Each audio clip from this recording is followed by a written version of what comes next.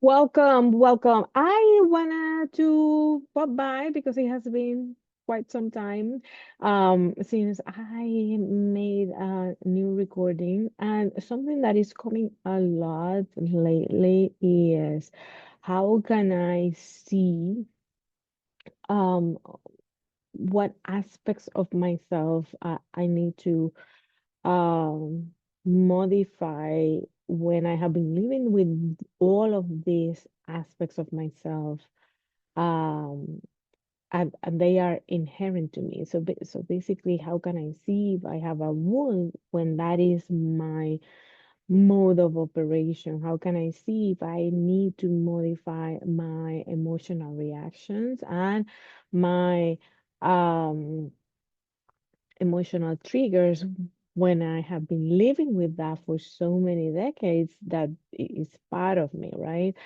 Um, and I want you to create awareness. How do we create awareness? By very, very slowly shifting from um, someone said something and I'm going to say something back, to observing how though the words of other people land on you.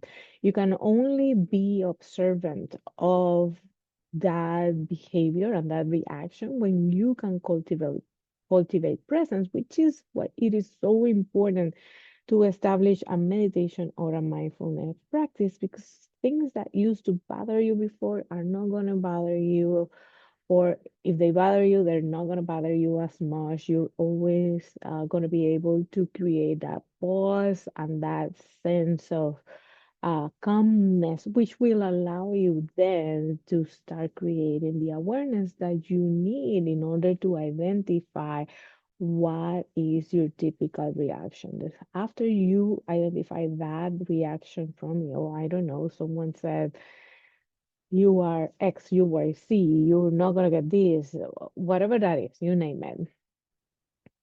It is the next step is to become curious.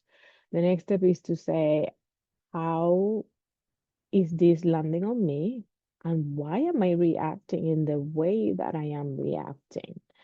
Once we are able to observe and get curious about it, we then can initiate the shift, because we cannot fix anything that we are not aware of.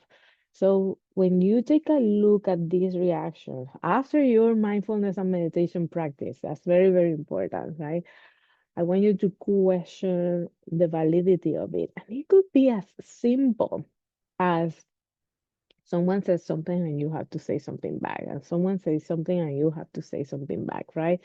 That is a reflection of maybe your need to be heard, your need to be seen, your need to be have the last word in a conversation, you need to be right. um, so there are many, many examples. There's just one tiny one. The most important is for you to create the sense of presence enough in order for you to start the process of identifying. By identifying it, you're going to be able to shift it.